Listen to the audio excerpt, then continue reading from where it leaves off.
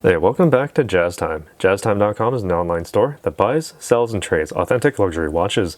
We make these videos so you can easily choose the best watch for yourself in the comfort of your own home. We offer the lowest prices anywhere online, and if you'd like to know the price, simply click on the links in the description below.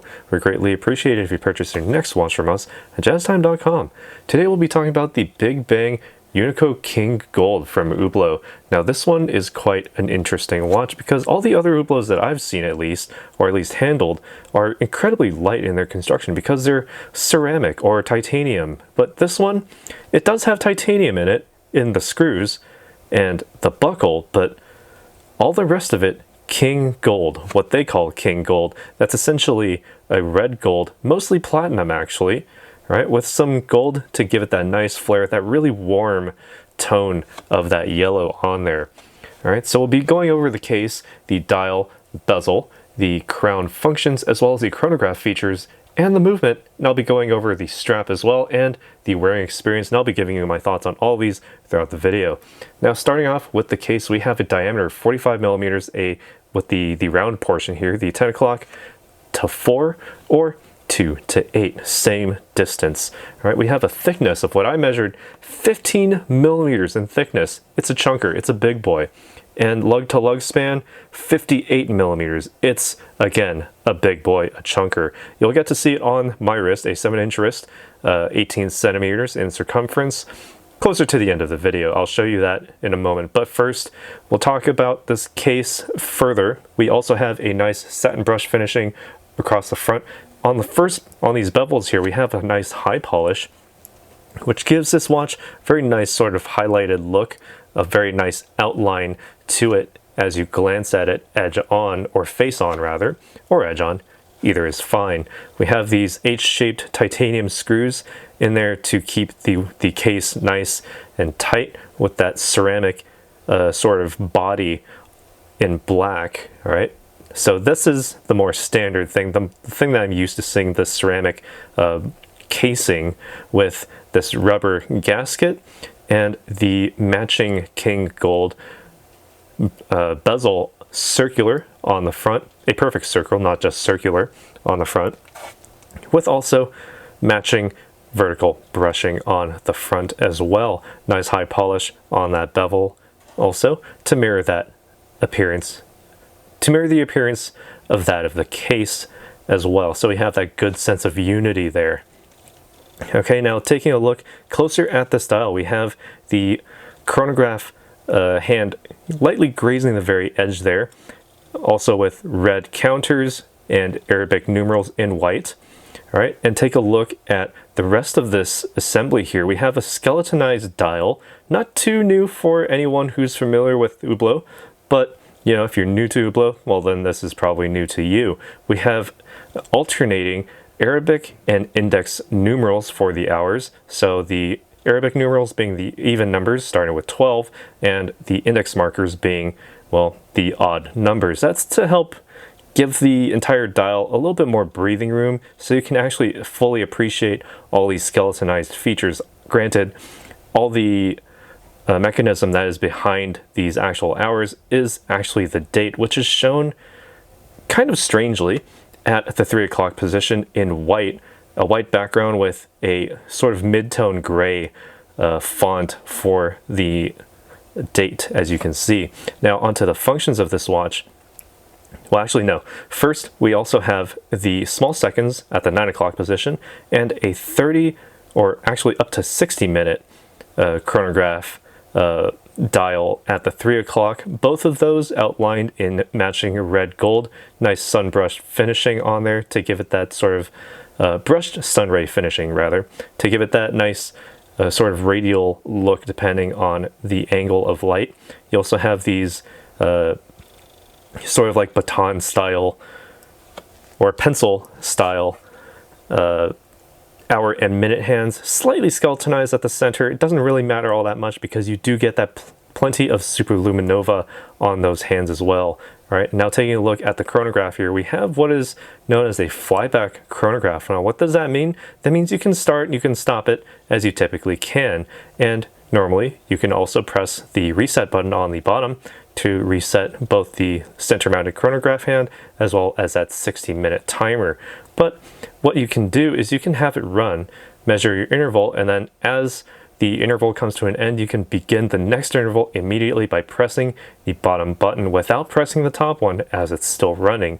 So there you go, you have a flyback which resets both the center chronograph hand and that 60-minute timer at the 3 o'clock position. So kind of useful for when you don't have the time to stop, reset, and start again. You can simply just press one button, just one single action to reset that timer and start again immediately. Very, very good functionality from this watch.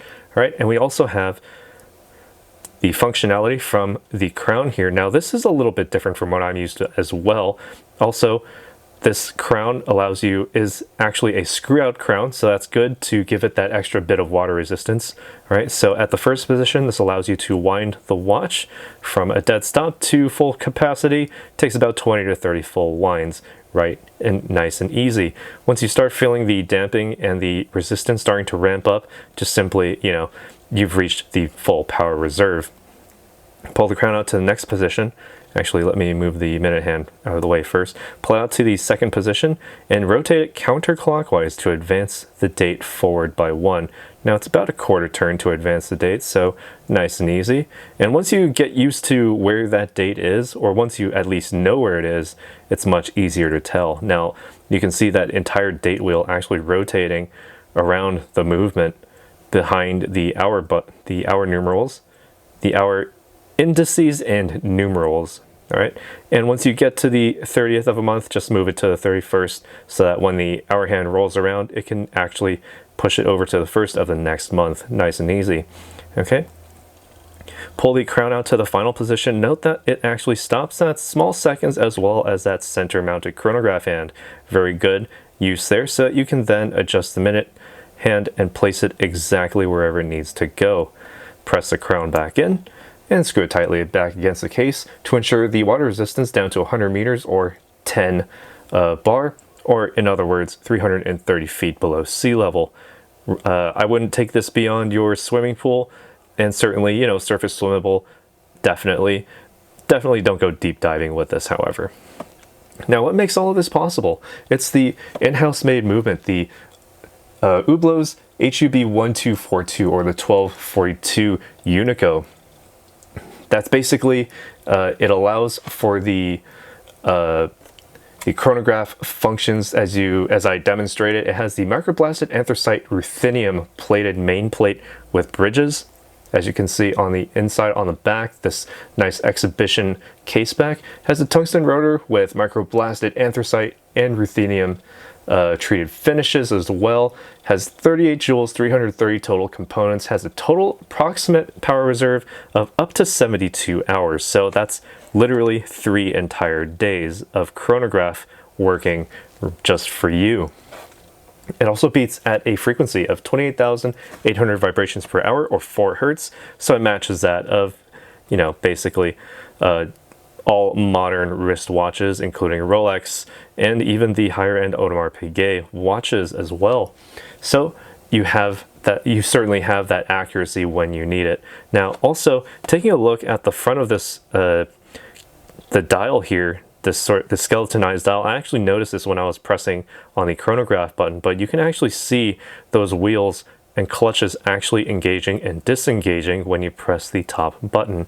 All right, you can see it above the 6 and close to the 8 on the movement. So typically these would be visible on the rear of the watch, but the way that they create their movements in-house, they make it so you can see it all on the dial. You don't need to take your watch off and then, press all these buttons in order to actually see all the actuations and all the mechanical workings, of the chronograph. You literally have it right on the front of the dial.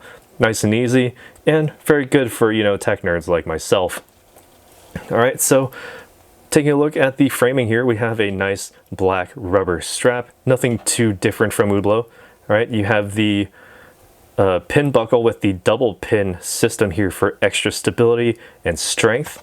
with the titanium, matching titanium black H-shaped fold-over clasp single with the King Gold clasp tip here with the Hublot wordmark logo. Now while I'm here, I can actually try it on and give you my thoughts as to how it wears on the wrist, how it feels. All right, and I've said this earlier at the beginning of the video, this is a chunker of a watch, 15 millimeters in thickness, 58 millimeters lug to lug. That's both the physical and the effective. I measured on the inside of the strap. It's literally the same as the outside of lug to lug distance, this total height. And so 58 millimeters, gigantic. On a wrist like mine, 7 inches or 18 centimeters in circumference. At the, well, for me, I can put it one notch down from the smallest setting, and that's actually very comfortable for me. You could wear this if you have, say, a 6.5 inch wrist, or perhaps, I don't know, 16-ish centimeter wrist. I wouldn't go much lower than that. Anything higher, certainly you could wear this very easily. If you have a smaller wrist like I do, you can certainly have that appreciation for that extra venting underneath these lugs, because they don't exactly hug the wrist entirely, and I'm okay with that. These straps actually do bend downward quite nicely, not straight down, or they don't bend inward much more than what you can see here. So keep that in mind. It will stay nice and fastened to your wrist. It's not going to go anywhere.